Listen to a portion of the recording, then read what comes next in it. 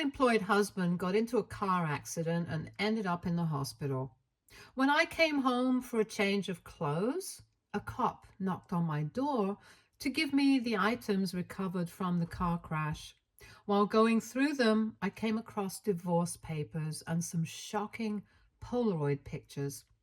I left him with a hefty hospital bill. Hi, everyone. My name is Lidia, 36, female.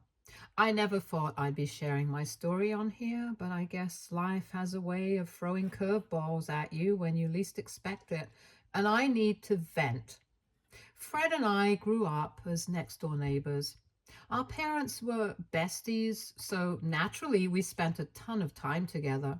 I always had the biggest crush on him. You know how it is when you're young and there's that cool, hotter, older guy around. To me, Fred was like a real life superhero. But to him, I was just the annoying little sister he never asked for. When Fred headed off to college, I decided it was time to get over my silly little crush. I mean, what were the chances, right? He was so uninterested, I thought. So I focused on my own life, and by the time I started college myself, I was pretty much over him. I started dating other people and living my best life, you know? We still kept in touch, though. I'd tell him about the guys I was seeing, and for some reason, it always seemed to tick him off. Looking back, I should have seen the red flags, but hindsight is 2020, right? Anyway, fast forward a few years, I'm about to settle down with my then boyfriend, Jamal. He was great, kind and funny, and we just clicked. But then, out of nowhere, Fred drops this bombshell on me. He confesses his feelings, saying we should get married once he graduates and that everything would be perfect. It was a crisp autumn evening when I got the life-changing call from Fred. I was curled up on the sofa scrolling through wedding venues on my laptop when my phone buzzed. Hello? Lydia, it's Fred. I need to talk to you. Fred, is everything okay? You sound weird. No, everything's not okay. I heard you're getting serious with Jamal. Yeah, we've been talking about getting married. Why? You can't marry him, Lydia. Excuse me? What are you talking about? I I love you, Lydia. I've always loved you. I know this is sudden, but I couldn't bear the thought of you marrying someone else. We belong together, Lydia. We always have. Fred, I don't know what to say. This is a lot to take in. I know, and I'm sorry for springing this on you, but I had to tell you before it was too late. Once I graduate, we could get married. Everything would be perfect. But what about Jamal? I can't just forget about Jamal. Think about us, about our history. We've known each other our whole lives. Doesn't that mean something? It does, but just give me a chance, Lydia. That's all I'm asking for. I promise you, I'm so much better than him. I'm so sorry it took you almost getting married for me to finally realize that. Please, please say you'll say yes to me. I remember sitting there, my mind reeling from Fred's confession. All those old feelings I thought I'd buried came rushing back. It was like a dam had broken and I was drowning in a flood of emotions. It was like every rom-com cliche rolled into one moment. So what did I do? I ended things with Jamal and jumped headfirst into a relationship with Fred. We got married pretty quickly after that. The wedding was amazing. Our families already loved each other, so it felt like a fairy tale come true. For a while, everything was perfect. We were living in wedded bliss, and I thought I had it all figured out. But then I hit the big 3-0. We decided to celebrate in Fiji. You know, go all out for the milestone birthday. And wouldn't you know it, we ran into Jamal at the resort. What are the odds, right? The Fiji sun was beating down on us as we lounged by the resort pool. I was sipping on a fruity cocktail when I spotted a familiar face. Oh my God, Fred, look. Is that Jamal? Where? Lydia, Fred, what are the odds? Jamal, it's so good to see you. What brings you to Fiji? I'm here with a couple of buddies. Bachelor party. Oh, congrats. Wait, hold on. It's not me who's getting married. Oh, all right then. Congrats to your friend then. Thanks. Wow, you two look great. Married life must be treating you well. Yeah, it's great. How have you been? Still working that tech startup? Actually, I just got promoted to CEO. It's been a wild ride. That's amazing. I always knew you'd do great things. Well, I learned from the best. Remember that time you helped me prep for my first big presentation? Oh God, how could I forget? You were so nervous. You spilled coffee all over your shirt right before the meeting. And you saved the day with that emergency stain remover you always carried in your purse. Those were the days. Well, it was nice seeing you, Jamal. We should get going. Oh, okay. It was great catching up, Jamal. Uh, yeah, you too. Enjoy your vacation and happy birthday, Lydia. Oh, you remembered. How thoughtful. Of course I remembered. You two take care. Yeah, see you, pal. I did notice Fred's odd behavior, dismissing Jamal like that. But maybe I was in a couple of mimosas too deep to think more about it. No big deal. Just ran into my old ex from so long ago and chatted for a while. Or so I thought. The moment we got back to our room, Fred exploded. What the hell was that, Lydia? Why were you flirting with him? You want to make me look like a fool, huh? What? No, we were just being polite. It would have been weird to ignore him. Besides, it's been so many years, I don't even think about. I saw the way you were looking at him. Don't lie to me. Fred, you're being ridiculous. I'm here with you, aren't I? On our vacation? Yeah, but maybe you wish you were with someone else. Oh, are you jealous? What? What are you talking about?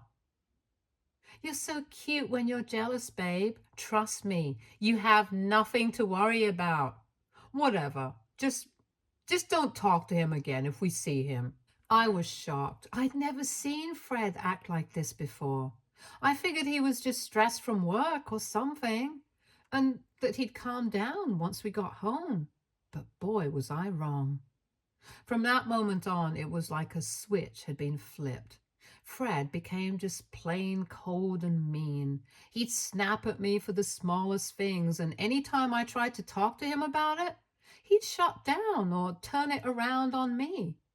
As the years went by, Fred's jealousy only got worse, and to make matters even worse, he started missing work, skipping important meetings and projects. When I'd ask him about it, he'd always have some snide remark ready. Fred, didn't you have that big presentation today? What, are you keeping tabs on me now? Trying to catch me doing something wrong? No, I thought it was important. Is everything okay at work?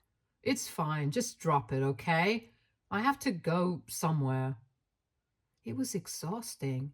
I felt like I was walking on eggshells in my own home. But I kept telling myself that things would get better, that we just needed to work through this rough patch. Then, last year, when I was 35, the other shoe finally dropped. Fred lost his job. Even though he had a high position, his bosses couldn't deal with him and his laziness anymore. He was more trouble than he was worth. But did he tell me right away? Of course not. For months, he kept up this charade of going to work every day. I had no idea until one day I got a call from his old office asking why Fred hadn't returned some company property. When I confronted him about it, all hell broke loose. Fred, why didn't you tell me you lost your job? Oh, so now you care about my job. I bet you're thrilled, aren't you? Now you have an excuse to leave me for someone else. What are you talking about? I'm your wife. I'm here to support you. Yeah, right. I've seen the way you look at other guys. You're probably already planning your escape. I can't believe you're saying this. After everything we've been through, how can you not trust me? Trust you? How can I when you're always what, Fred? Being faithful, loving you, working hard to support us? What exactly am I doing wrong here? It was the biggest argument we'd ever had. Pretty sure the neighbors pulled out their cameras to start recording. I was at my breaking point, and Fred just kept throwing these baseless accusations at me. It was like he was living in some alternate reality where I was this terrible, unfaithful wife. After that blow up, I couldn't stand to be in the same house as him anymore. I packed a bag and went to stay with my parents, with our daughter. I needed space to think, to figure out what I wanted to do. For weeks, we barely spoke. I'd get the occasional text from Fred, usually something passive aggressive or an attempt at guilting me into coming home, but I stood my ground. I needed him to realize that this behavior wasn't okay and that he needed serious help. Then, out of the blue, several months later, I got a call that changed everything. Fred had been in a terrible car accident. Despite everything that had happened between us, my heart dropped when I heard the news. I rushed to the hospital, my mind racing with all the worst case scenarios. When I saw him lying there in the hospital bed, all bruised and broken, I felt my world was crumbling. At that moment, all the anger and frustration I'd been feeling just melted away. It seemed trivial in that moment. All I could think about was making sure he was okay. Oh my God, Fred, I'm here. You're going to be okay. Lydia, you came? Of course I came. I'm your wife. I'm sorry. I'm so sorry for everything. Shh, don't worry about that now. We'll figure it all out. Just focus on getting better, okay? I made a promise right then and there. I told Fred I'd work twice as hard with my cake business to cover the hospital bills. I said we'd work on our marriage, that we'd get through this together. For the next few weeks, I practically lived at the hospital. I was there from dawn till dusk, only leaving when the nurses practically kicked me out. I'd forget to eat, forget to take care of myself. Fred's parents and my parents had to force me to go home and rest sometimes. I'm fine, really. I want to be here for Fred. Sweetie, you can't take care of him if you don't take care of yourself. Go home, get some rest. We'll stay with Fred. Don't you worry. He's in safe hands. It's my fault, Ma. I mean, what sort of wife abandons her husband like that for half a year? What if, no what ifs?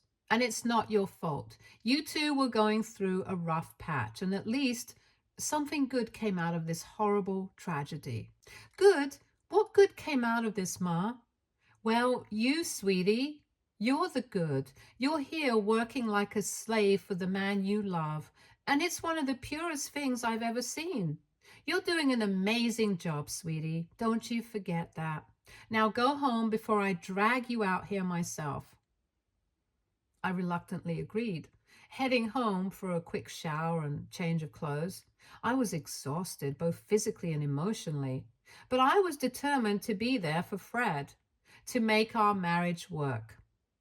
As I was getting ready to head back to the hospital, there was a knock at the door. When I opened it, I found a police officer standing there. Mrs. Thompson, I'm Officer Johnson. I'm here to return some personal items recovered from your husband's car after the accident. Oh, thank you. I appreciate you bringing these by. I took the box from him, my hands shaking a little. It was like holding a piece of that terrible day, and it made my stomach churn, but I pushed those feelings aside and thanked the officer again before closing the door. I set the box down on the kitchen table, staring at it for a moment. Part of me didn't want to open it, didn't want to face the reality of what had happened, but I knew I had to. With a deep breath, I started going through the contents. There were the usual things: Fred's wallet, his phone, smashed beyond repair, and some loose change. But then, buried at the bottom of the box, I found something that made my blood run cold. Divorce papers. My hands were shaking as I pulled them out. At first, I thought maybe I was seeing things. Maybe the stress and lack of sleep were making me hallucinate. But no matter how many times I blinked or rubbed my eyes, those papers were still there. As if that wasn't bad enough, something fell out from between the pages of the divorce papers: Polaroid pictures. And let me tell you, they were not the kind of pictures you want to see of your husband. There he was, clear as day, in some very compromising positions with a woman I recognized as his former secretary. My stomach lurched and I thought I was going to be sick right there on the kitchen floor. But it got worse. Attached to the divorce papers was a little sticky note. It read, "Printed out those papers like you asked me to. Hope you like the little surprise I left inside. Boss." I sank to the floor, my legs unable to hold me up anymore. The tears came fast and hard, sobs racking my body as the reality of the situation hit me like a ton of bricks. All this time, while Fred had been accusing me of being unfaithful, he had been the one cheating, and not just cheating, but planning to divorce me. The hypocrisy of it all made me want to scream and tear my hair out. I don't know how long I sat there on the kitchen floor, crying my eyes out. I could have been minutes or hours. But eventually the sadness gave way to anger, white hot, all-consuming anger. I picked myself up off the floor, wiping my tears away with the back of my hand. I was done crying over Fred, done letting him manipulate me and make me feel small. It was time for some good old-fashioned revenge. First things first, I signed those divorce papers. Fred's signature was already there, mocking me with its familiarity. Well, if this is what he wanted, then by God, he was going to get it.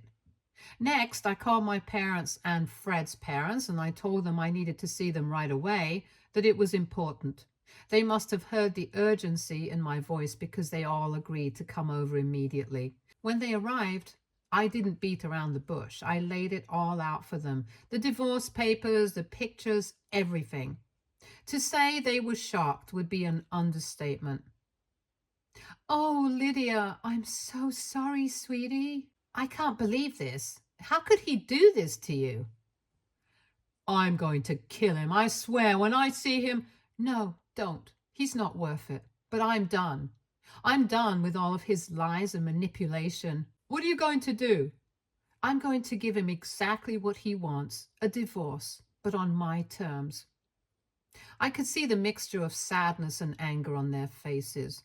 They had all been so supportive of our relationship and had believed in us as a couple. Finding out the truth was like a slap in the face for them too. With their support behind me, I made my way to the hospital. I was calm, eerily calm. I think a part of me had gone numb, like my brain was protecting me from feeling the full weight of what I was about to do. When I walked into Fred's hospital room, he smiled at me. It was that same smile that used to make my heart skip a beat. Now, it just made me feel sick. "Hey, babe, I missed you." "Did you now? That's funny, because I found something interesting today." I pulled out the divorce papers and the pictures, watching as the color drained from his face. For a moment, he looked like he was going to be sick. And it wasn't from the meds they were pumping into him daily. "Lydia, I can explain." "Explain what, Fred? How you've been cheating on me? How you were planning to divorce me while accusing me of being unfaithful? Please, go ahead. I'd love to hear this explanation." It's not what you think. I was going through a tough time and..." "Save it. I don't want to hear your excuses. I signed the papers, by the way. You're getting exactly what you wanted. The color drained from his face even more. No, please, Lydia, I love you. We can work this out. Work what out? Your infidelity, your lies, the years of emotional abuse? No, Fred, we're done. Please don't do this. I need you. I can't afford these hospital bills on my own. And there it was, the real reason he was suddenly so desperate to keep me around. It wasn't love, it was money. I almost laughed at the absurdity of it all. Well, that's too bad, because you're on your own now. I hope she was worth it. I turned to leave, but paused at the door for one last parting shot. Oh, and Fred, don't bother trying to come home when you're discharged. I'll have your things packed and ready for you to pick up. Goodbye. And with that, I walked out of his hospital room and out of his life. I left his parents rushing in right after to yell at him for what he had done. I felt my heart shatter even more as I heard Fred's mom sobbing and Fred and his dad yelling at each other.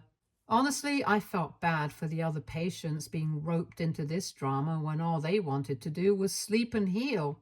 I stumbled out of the hospital, my vision blurred by tears. My mom was waiting for me in the parking lot, concern etched on her face. Sweetie, how did it go? Mom, Oh, baby, come here. I collapsed into her arms. The floodgates opening once again, we stood there for what felt like hours, my mom holding me as I sobbed. Let's go home, okay? The drive home was quiet, save for my occasional sniffles. When we got inside, my mom sat me down on the couch and brought me a cup of tea. Do you want to talk about it? I can't believe he did this to me, Mom. After everything we've been through, after all the accusations he threw at me, he was the one cheating all along. Oh, honey, I'm so sorry you're going through this. I swear to God, once he gets better, I'll beat him black and blue all over again. Was I not enough? Did I do something wrong? No, absolutely not. You listen to me, Lydia. You are the best thing that could have ever happened to that man. If he couldn't see that, then his brain must be just as broken as his body. Mom, I'm serious. You were kind, loving, and successful. And a heck of a baker, too. You get that from me, of course. Couldn't have been your dad's side. Mom, what I mean to say is, you stood by him even when he was at his worst. Any man would be lucky to have you. Hell, to even breathe the same air as you. And if Fred couldn't appreciate that, then that's his loss. But we've been together for so long. I don't know who I am without him. You're Lydia. You're my strong, beautiful daughter who makes the most amazing cakes in town. You're the girl who always stands up for what's right, who loves fiercely and forgives easily, sometimes too easily. You're so much more than just Fred's wife. I'm scared, Mom. I don't know what to do next. And that's okay. You don't have to have it all figured out right now. We'll take it one day at a time, together. You're not alone in this, sweetheart. Thank you, Mom. I don't know what I'd do without you. That's what moms are for. Now, how about we break out that emergency ice cream I know you have stashed in the freezer? For the first time in what felt like forever, I laughed. It was small and watery, but it was a start. As I sat there with my mom eating ice cream straight from the container, I felt a tiny spark of hope. Maybe, just maybe, I could get through this after all. I felt lighter somehow, like I just shared a heavy weight I didn't even know I was carrying. The next few months were tough. I'm not going to lie. Divorce is never easy, even when you know it's the right thing to do. But I had my family and friends supporting me every step of the way. I threw myself into my cake business channeling all my hurt and anger into creating beautiful, delicious cakes.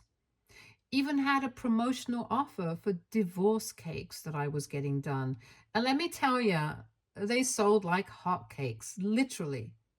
It was therapeutic in a way, taking these raw ingredients and turning them into something wonderful. Kind of like what I was doing with my life, I guess. As for Fred, last I heard, he was still struggling with the hospital bills and trying to get his old job back. Apparently, he and his old assistant are officially a couple now. All I can say is good luck, sister. But that wasn't my problem anymore. I had my own life to live, my own happiness to find. Looking back now, I can see all the red flags I missed along the way. The jealousy, the accusations, the controlling behavior, they were all signs of Fred's own guilt and insecurity. But you know what they say about hindsight? Fred's parents still check in on me every now and then, clearly embarrassed of their son's behavior, but I assure them every time that I have no qualms with them. Only the guy who wasted more than 10 years of my life. Thanks for listening to my crazy tale. And remember, life's too short to stay with someone who doesn't appreciate you. Know your worth, stand your ground, and don't be afraid to walk away when someone shows you who they really are. Trust me, you'll thank yourself in the long run. Peace out, everyone. Here's to new beginnings and karma doing its thing.